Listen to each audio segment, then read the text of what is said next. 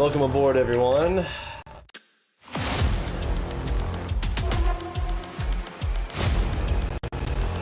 What exactly is ALGO, and why do our traders absolutely love it?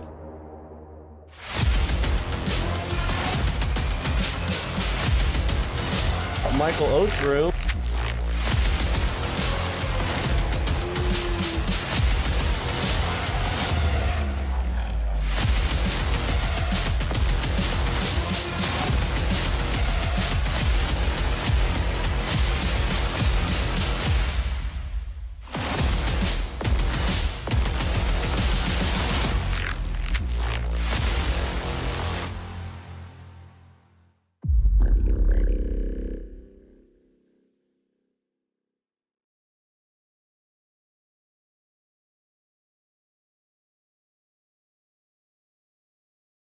All right, so we've got some new layouts. We've got the overclocked 14900. I wanted to talk about some really cool tools and some things that we have started to recognize. Now, let's take a peek here down here on my entry chart, and you want to notice something. So if we were to draw a vertical line here, and let's draw an arrow tool here, let's do some analysis here on what you see. What do you notice? Yes, Missile said it. AOs. So look at the AOs. What do you notice about the AOs from one section to another? On the lowest time frames. Now, this can happen, say, like on the ES, on the high time frames. Sometimes things get a little clustered up. However, on the NASDAQ, this is rare. So what does this tell us? That is the question. I want you to remember this, put this into your notes. Today is one of the best days for notes that I think you're ever going to have, because even myself, I have only recently discovered this myself. I joke with you guys on occasion to say, so I get an idea around building out a tool, I build out the tool, and then sometimes as the tool is built, I don't know all of its capabilities until later. It's sort of that, remember that movie? What was the name of that movie? Name that movie where he said, if you build it, they will come, the baseball movie with Kevin Costner. Field of Dreams, right? That's kind of what we do here sometimes. This is a personality type of day. If you have been around the markets long enough, you've experienced one of these with 100% certainty. You absolutely have. And what we have found with the Alpha Omegas is that, well, first we scroll over here to the left, and I wouldn't go too far because we know that yesterday was a massive trend day, which gave it away at the early part of the day. After hours, less so, and it doesn't have to do with the after hours, although, you know, there is a little bit of that. When you start to see this in the morning, that is likely to become, it's like the market has tipped its hand to us. And I won't go into the internals of how and why this mechanism works, but just know that, like, for me, I have validated for myself, I will be looking at this every single time. This originally came to us because people would say, hey, is there something wrong? Is there something wrong in the code? Like, this is weird. Something's wrong in the code today, or something's going on with their data. And you come to find out, no, it's not. That is exactly what is happening there. The algorithms that are going to be churning that day are literally starting to move back and forth to accumulate the size that they need to begin that grind. And then every pump fake move is going to end up being either bought or sold depending on the direction of that trend on that grinder. If you've been around the grinder days, you know those are some of the toughest on anybody. Now, there are some people who are, you know, buy and hold people, you know, they love them because they're just like, oh, it just keeps going up for me all day, and they can, you know, go do nothing. But for an active trader, this is torturous. Yes, the AO cluster, exactly. However, it can be a field of dreams, because if you can anticipate this, as Ryan said, a field of dreams, yes, the dream, imagine catching that grinder and riding it all the way. So giving an example of the highest time frame scenario, here was that gigantinormous, these are 89 ticks a piece for every single bar. The chucka down into it, and that morning it gave that same signal. Tons and tons of just alpha omega crosses like crazy, cluster all in this area, and then chucka, slow motion grind all day. Not even a midday turn. The midday turn was literally one bar, like right here. That was it. That was the only chance you had. One set of 89, and then continuing the march up. Chugga. And any one of these, even with that little tiny leg down, and even that one, still drop down 70 plus ticks, and then yoink, chugga. Just continuous grind. And it told it to us by seeing this right here. So take a screenshot of this. We're going to put this in. This is in the wisdom section inside of Discord now. This is how we anticipate a trend day. If you see this, like either one, step away, not playing that day, or find the grind and just hold it out. That is not my favorite style of trading, which is why I wanted to know, how do I avoid the craziness? This is an amazing way to know that. I'm sure there are other ways as well. Yeah, technically this is contract rollover, so you know, some of this could have been because of that, but these are the days that you need to make sure like you don't end up in some blowout scenario. And this is a really great way to, in my opinion, feels very easy to me. I like to have quantitative ways to do things. So we're making some adjustments to our OBS layout here on our live streams. Hopefully you guys are going to like that. It'll be a little more work on my part, but I am trying to get some short keys and some hotkey things that will allow me to flip through screens. So we'll be able to hopefully kind of zoom in so that you guys can see absolutely everything. We've gotten a lot of feedback that people really want to see this as big as they possibly can. A lot of people are watching this from their phones. So I currently have this set to my sim account because I want to show you guys some examples of things that we can do with our new buttons. We're going to talk about the new buttons here in just a moment. We've got some new things over here. We've always, I don't want to say always, but for a while, the last few releases, we've had the flatten, half, and double. We've added 3 more buttons here: the bracket, add, stop, and naked. So we'll talk about how and when I'm using that. Have not had those until recently when we added those this week, but I have used, well, wanted to use them, but I've had to manually enter them. I just got tired of manually entering them because this month I'm really going all in. I had a week last week where I hit $250,000 in a single week. I had my first 6-figure day, 116,000 closed out in a single day. On that day, I was actually up as high as 178,000 in a single day. Insanity. Last moment, 415 obliteration as some market moving event. I believe it was in earnings. I don't even remember what company it was. I went and measured the move and it was 578 ticks in 12 seconds. That was insane. Back the other way, and I was holding on to positions there because again, I was up 178,000. I was swinging big. I was going all in on my positions. I had accumulated in what I call earned the risk because I was already up so much. So I was willing to take bigger risks. Again, some of that is not really necessarily good for everyone here. At the same time, we do have big traders here. So a lot of people are like, well, Vinny, nobody trades that way. That's not true. We have some very large players here. We've got some people who, some people just bought some land in Arizona, bought themselves a nice gigantinormous mobile home and built out the entire house around it with the funds that they had earned from ALGO. We have people absolutely crushing it with bigger accounts. We have people that do trade 20 lots as their standard entry setup. Okay. In June, you guys have seen me smashing. I am hitting it large. I didn't even pull out so normally I'm starting at a 50K account and I'll be pulling out at the end of every week or every 2 weeks where I'm pulling out from that 50K to keep that account around the 50K. This time I have run it up. That account has been as high as $380,000 at some point and everything in between. So I have been swinging big. You guys have been seeing me, like some people come on the stream like, oh, Vinny, looks like you're in drawdown. I was like, yes. So what we have been seeing on the current live streams during June, I have been swinging big. Okay. Again, I feel like, in my opinion, and you may differ, I feel like I have earned that risk. I've got it in the account. At some point I said, dude, I would be, if I lost all of this and went back down to 50K, I wouldn't care. At this point, the opportunity to push this month before July. Now, let me talk about why July. Number one, Mike Schwartz actually did a video recently showing that if you were to go, in the Trader's Almanac and look at the months of the year, the market has peaked out in July more times than any other month ever of all time, and we're at the all-time high. So we will likely peak out in July again. Now, at the same time, am I just going to go, okay, so you're going to go all in long? Not necessarily, but I just know anticipatorily that July could be a very large month. At the same time, I've shown you big accounts. So come July, I'm going to do a small account challenge again. And it also comes on the 3-year anniversary of me doing a small account challenge against one of the only challenges I've ever done where there wasn't death threats involved. No drama. It was amazing. So I'm hoping we have another drama-free July, starting in July. We started July the 5th, but we know what we did is 138K, where he did about 36,000. in the same time period. Beat him by 100K. And at the same time, it's like, well, Ross didn't know you're competing. Yeah, that was the beautiful thing, but he called it a challenge, so we called it a challenge too. We just compared. You're sad about it, sad face. Oh, well, he would have traded different. Okay, maybe.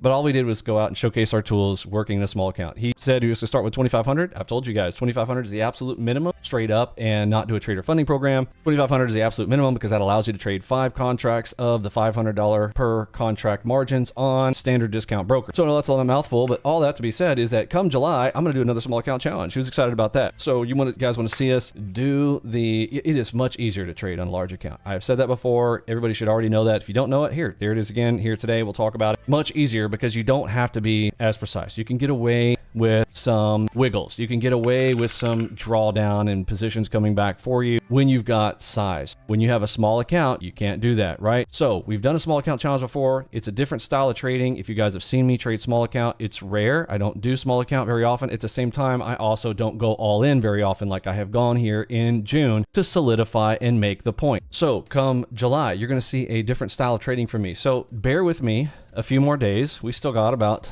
10 plus days left, maybe 11 or so days left of this month. So I'll continue to smash large trades, smash some extra size, put it in the bank, because then I'm going to go to a small account where I'm not going to be making as much. Okay, so I wanted to kind of get ahead of the game, show the big traders, hey, how I can use the system to find the bigger moves, to find the bigger plays, to see and hold bigger positions, and run $20, $50 to $116,000. Still closed out on my biggest day ever. Still was like, it was crazy. Like it was euphoric moments where I thought I was literally going to potentially hit 200K in the end of that day, and some rip back on a aftermarket, even weirder. Aftermarket move at 415. That was insanity to end up closing out the day at 116K. So big accounts this month, small accounts next month. Everybody makes sense? So share the news if people want to come see small account in July. Hopefully July the 5th, after July the 4th. I don't know what day that lands on yet. However, if I'm going to follow some tradition, and I also know that after 4th of July, that is just like I said today. Today's a holiday. Tomorrow, I anticipate, could be a really big and awesome day. Just historically for me, some of my absolute best days come after a midweek holiday. It's like there's some pent up, trading frustration, or the market's like, I got to make up for yesterday. And so it comes in with a vengeance. And it's going to be on a Thursday. So on a Thursday, we also have the normal non-farm payrolls and all that. All that gets kind of squished and compacted into Thursday and Friday of this week with a midweek Wednesday holiday. And July the 4th, I will start after the 4th of July holiday, and we'll small account challenge it that day. I have heard rumors that there is someone named Dakota who wants to take on a challenge. I hope it can be friendly. That would be amazing. So we'll do some comparisons against the clown shows and hopefully some friendly stuff there with Dakota. I don't know who he is, but I've heard apparently he is the educator for Top Step. So that's great, and compare and contrast styles. And if you like their style, fantastic. But we'll put up the numbers and we'll let people decide. Hoping to make sense of that screen one day. Well, we are trying to make this a bit easier with our new layout. So let me talk about, why. So we still have, here's what's going on here under the hood, right? I've got multiple time frames that I'm looking at. Here's my full screen going on here, and I also have some of our text chat here. We also have the newsroom on another tab off on the right. I've got the news, and we've got the MACD Ultimate. Let me bring that over. This is also an important one. I've got this just to the left of this screen here. But yes, we've got several layouts here where now we can zoom in on particular entry charts, and then kind of talk about, this is where kind of where the real business is done. You want to see an Enigma entry in locations like that one right there. I'm hitting this one right here, but like what's going on inside these and how do you know what your targeting is and all that kind of stuff. We'll be able to teach it a bit better with this layout, I think, and not be as overwhelming for people like yourself, J-Trade, who are like coming to this, never seen anything like this. Well, that's the whole point, is this is unlike anything you've ever seen. Halves and wholes. It's going to be a little bit difficult here with all this. Maybe let's go down to the ones and see the ones is any clearer here for the moment. Oh my goodness. See this? So this is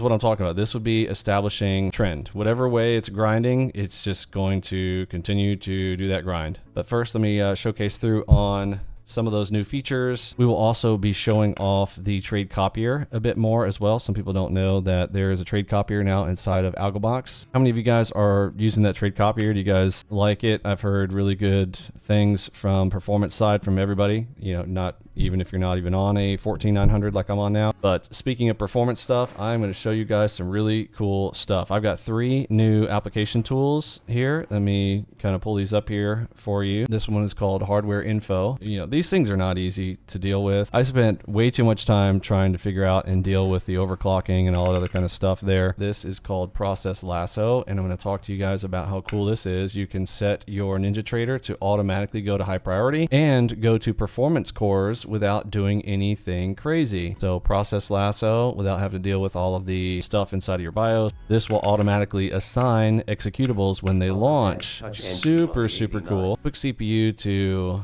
unpark your cores. So this is quick CPU. This is kind of the one I start with when my PC launches. First thing I want to do is go up here. I'm going to click on this little 3 bars thing. I'm going to apply the max there. You're going to see that core parking go from 4%, where it can go as low as 4%, to accept. And now, boom, now I'm going to be using 100% the entire time. No core parking. That's going to be bumping this up here, and my P cores is the thing you really want to focus in on. P cores for me on a 14900 is going to go up to 5.7 with a spike to 6 gigahertz on 2 cores at a time.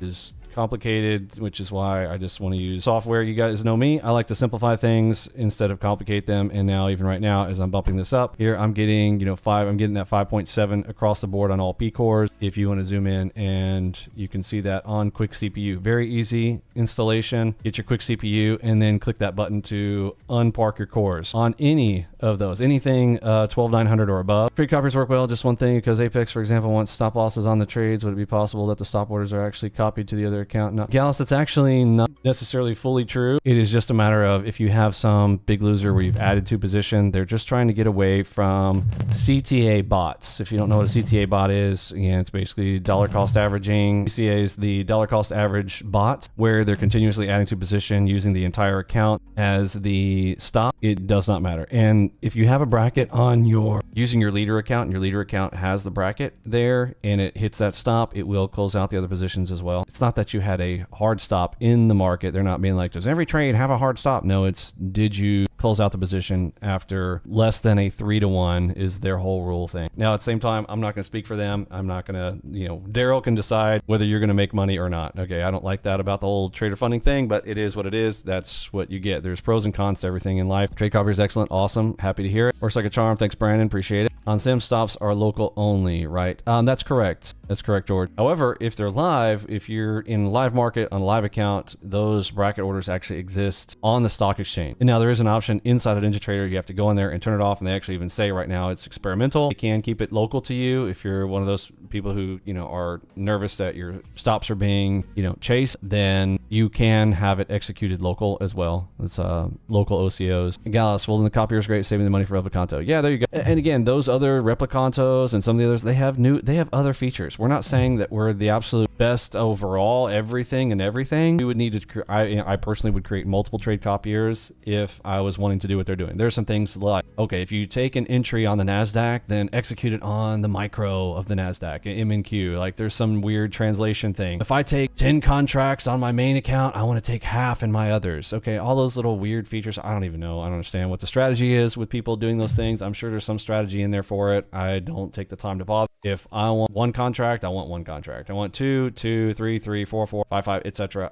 I'm sure there's some strategy in that to do halvesies and all that.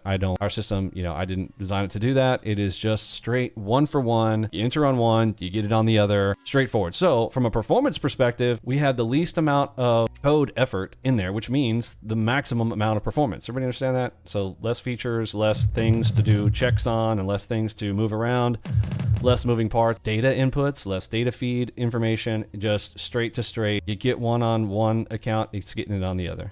In my opinion, that's what everybody's trying to do with these trader funding programs to begin with, is just getting 20 times the amount of money for the same trade. right? So instead of making $100, I want to make $2,000, literally times 20. So the trade copier is straight copy, one for one. All right, so first thing, quick CPU will unpark your cores, and also will handle a power profile if your PC is not going to high performance. It does those two things for you. That is quick CPU. Second one I show here, want to show is Process Lasso. So Process Lasso for me is a new awesome game changer, particularly on Windows 11. Now that I am on one of the 1400 series things, because of the concept between performance cores and efficiency cores. I want to break this down in Vinny's way, because I am so tired of reading online of all the complicated stuff that everybody else wants to explain things. Like, why can't they just keep it simple, right? To me, I'm going to do this for you right now. I'm going to do it for you. Once you finally understand what's going on here in these newer things, you have two core types. All their extra performance is coming from, you'll hear this concept of P cores. So the P stands for performance, basically what you're actually paying for. And the E cores are extra for extra stuff, but they call them efficiency. Oh, it's efficiency core.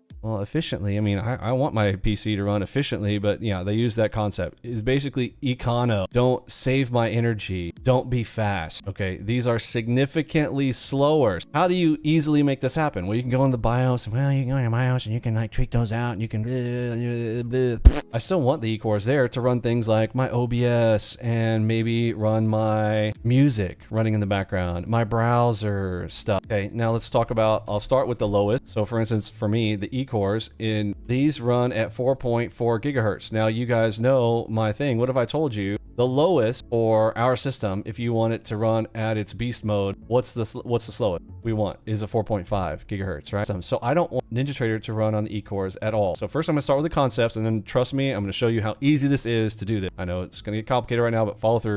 P and E, I simply just do not want NinjaTrader here on E. Okay, depending on which one you get, if you got a 12900, 11900, the 13900, 14900, each one is different numbers of cores, but I'll show you mine on these two little apps here that make it clear. So I just want to stop NinjaTrader from going here, and I want it always to go here. Get the idea and the concept, and now I'm going to show you how we do that. And oh, let's write, well, with the P cores. My P cores, well, when you dig into the details of it, they have what's called favorable cores. Don't even get me started. Don't even. After learning all of the BS that's in this whole thing and all the marketing and all that kind of whatnot, luckily, or I don't know, good or bad, this is the last series. The 14900 is the absolute last in this series where they are doing a single die chip. This is the last one. And then they're going to multi-die like AMD has done in the past. So this is it. This is as fast as it's ever going to get. 6 gigahertz, 6.2 if you got the KS special edition, the 14900, and then this will be it. Last time you ever get motherboard with single die. And this only allows two favorable. Two of them can spike to, and these do not stay at 6 gigahertz. They just can on occasion spike to this.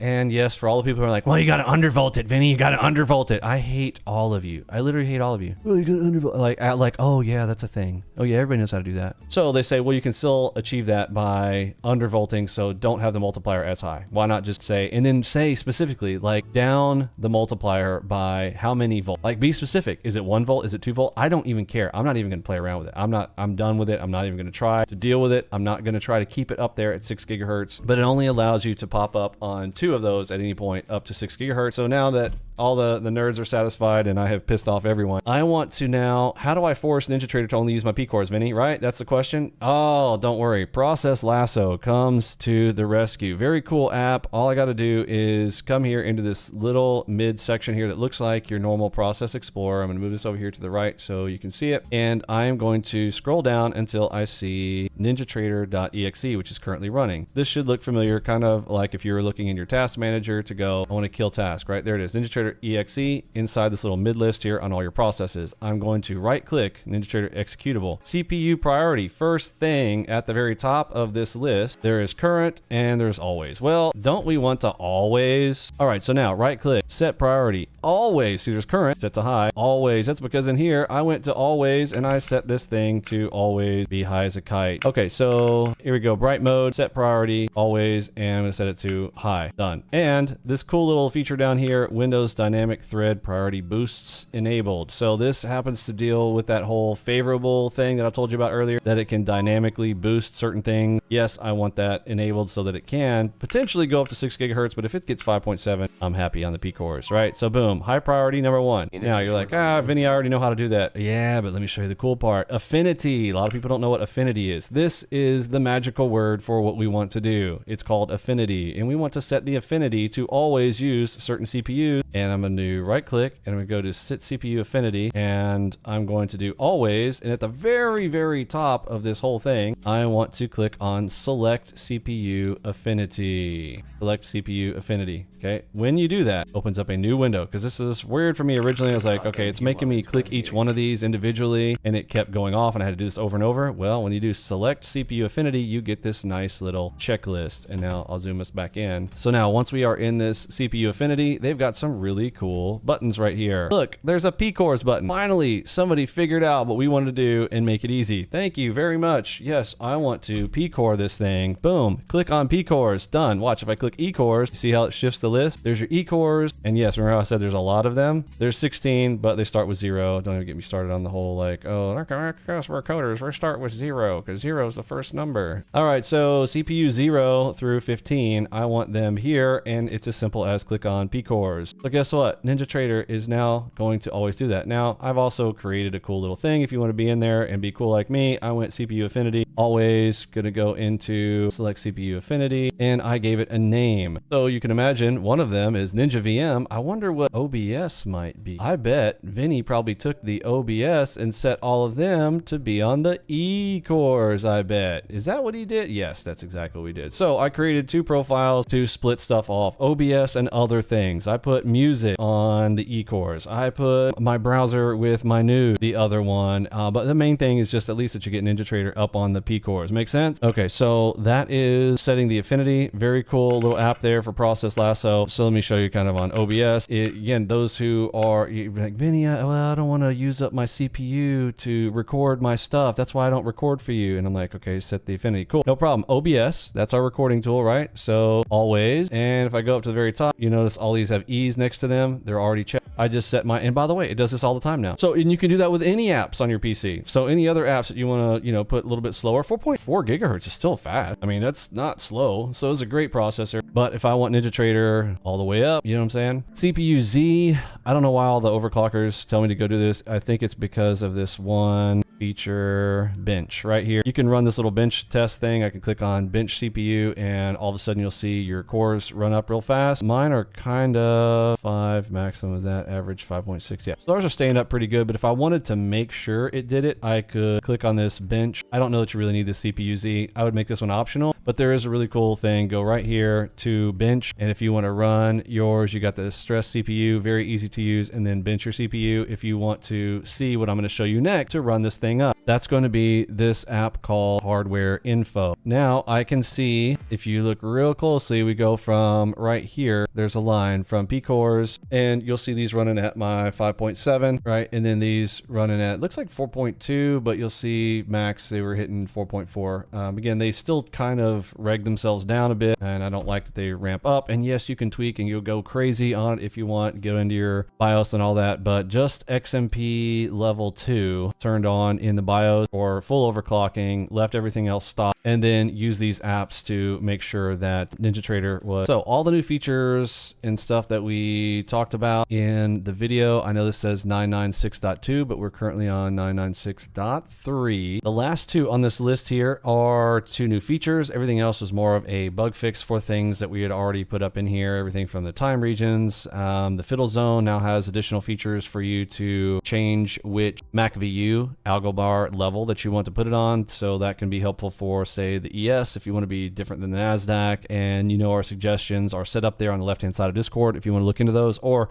in our first series of training videos, we tell you kind of what my current suggestions are for any of that kind of. The no fiddle zone, very cool. That is biggest place. I don't say the best place plays. Because the thing is there are plenty of plays that you see me take. I'm gonna grab bags, right? I'm a P90 player in video games. I'm going to go in with a machine gun and fire inside of this. But if you're a sniper player, these peaks are for you, okay? There's your sniper shot, there's your sniper shot, there's your sniper shot, there's your sniper shot. Makes sense? That's 4 sniper shots. And if you come over here, that's 5, and there's 6. There's 6 sniper shots on the high side, 9 in the current visibility over the last numbers of days. 9 sniper shot. This is a really cool system for sniper plays, or if this does play this area as a P90 guy, I can switch over and grab my sniper rifle and take a big shot. Makes sense? The new fiddle zone, while it will automatically draw this for you, and if you want to bring these forward, by the way, click on them, hold shift and scroll back, and now you see how they got brighter. You can pull those forward or backward however you like, holding shift and your scroll wheel on your mouse to change the visibility on that. The fiddle zone itself is now able to be projected onto your entry system. So if you are a sniper player, only want to take sniper plays, then you would take sniper shot this section right here. Why? Because it's black. Over here, it's faded. Here, it's faded. So that fiddle zone will now project for you the lower time frame if you want to take only those best plays in there. Yeah, I can give an example. I can skip that Enigma because it's in the gray area. Because look, this one ends up, stopping out. Not the best play. Now, sure, it ends up working out and getting to its target. Time regions, that's a very cool feature. That's going to give me these warnings. That's a 2-minute warning. That's this vertical section right here that will tell me before various events, such as the 350 algo, such as the shift in the middle of the day, the 940 to 950, the open, the coffee time. All those can get warned for you there with the time regions. The Enigma target line parameter is new. Now you can backtest these quickly to not have to wonder, well, did that go 20 ticks or not? Well, if it broke through the little dashed blue line, then the answer is yes. Makes sense? So target line, and you can change that to whatever you want. I default it to 20 because that's just how I do. I want to get 20 ticks out of an Enigma. Up to you how you want to do, and depending on what the market's given. If the market is at high speed and opening up and widening out, or if it's staying nice and narrow, you can visually, make that decision on your own, which is why we think that Cyborg is still the best way to execute. Okay, the rest of these I went over in the video. There's position manager fixes. There are new buttons though. Let's talk about those. These new buttons, brackets, add stop, naked. So I have found myself multiple times when I'm like, okay, I need to get my stops out of the way. Market's on a march, and only when I'm in a large account. These are more large account playground here. Okay, this is not really for the small accounts. At the same time, if you find a way you want to use this on a small account, fine. At the same time, I would recommend if you're on a small account, just use the ATMs. However, once I'm going large account and I want to size into something, this is also not going to work on trader funding programs because they have all kinds of rules around DCA. You can't add to position, blah, blah, blah, blah, blah. Boring. But anyhow, but when you're the big boss, you might need these new 3 buttons here. Okay, and let me execute on some of these here. I'm going to go quantity 2 here. And let's say that I have an ATM. We'll go 4 small. Okay. And I'm going to punch the buy button. Okay. So you know the drill usually. Cool. I'm going to see my orders up there, but I'm like, okay, I'm going to add more to that position. And all of a sudden market starts coming against me real quick. I'm like, okay, hold on. I might need to reassess. Now I've got additional buttons. You guys see me use stack 30. That's what I tend to use so that my stops will stay and I can move them around. I can press spread and I can spread them out. I can do stack 30, put them all together. I can spread them back out again, all that kind of whatnot, which is very handy. We can also do every other tick far. I can click those out. I can do each tick far, get them all lined up. We can go move them out even farther, spread them out, etc., etc. Very, very cool buttons here. Why would I want to use these? Well, okay, let's say I want to go naked. Boom, press naked. Naked means take off my brackets. Connie's naked. Okay, well, let's say that I only want stops because I want to exit manually. This is something that you might do in a big account if you're trying to hit home runs. Make sense? Sniper fire, some risk on situation. You're well up. I'm not recommending anybody do anything. I'm just telling you guys what I do. So I'll press naked. Well, now, you know what? I kind of want to add my stop now. I want a hard stop. So I literally can now press add stop. I don't have to go over there and right click the chart, put it in a location. This is going to default to 30 ticks away, and then you can move it wherever you want. Okay, so now I can move it back. I can and stack 20. I don't think this works after that. Only works on the ATM. So these buttons no longer function if you are using this because it is a market order that was not submitted by the ATM linked to an OCO. Okay, so be careful of that. Now, if I want to go naked again, pull those out, I can also bracket it. If I have removed it and changed my mind, I want to change those. These also still do not work on that bracket. We may add that feature in the future, but for now, those no longer function. So if you go start using these buttons, you got to know what you're doing. So basically these 3 buttons, warning, be careful. Makes sense? You got to know what you're doing, but if you wanted to use them, you can quickly go naked. You can add just a stop. You can remove the stop. I can add more for whatever reason. If I wanted to reverse into that position, go 4 times in the opposite direction, we can do that. And you do need to press naked 2 times in order to remove all. Otherwise it goes back to your baseline, and there's your bracket order. I can add a bracket instantly and get those to move however I want, but I can easily add the brackets. And of course you could do multiples, and then we go naked and press it 1 time, we all disappear. But if we do stop, I have to press it twice. Make sense? Okay, that's a tour around some of those new features and new buttons. Thanks for hanging out. For me, Pippi, Robbie, Lunchbot, Mossbot, Curtis, G, and Eddie B, I'm sending out the Big H down. See ya. Art team, show them how it's done.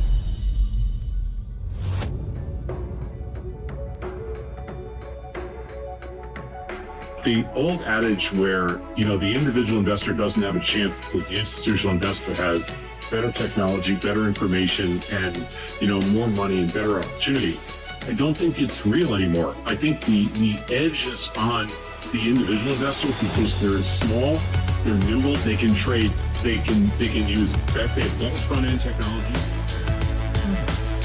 Don't waste your time. Leave the technical analysis to us. You just play the game.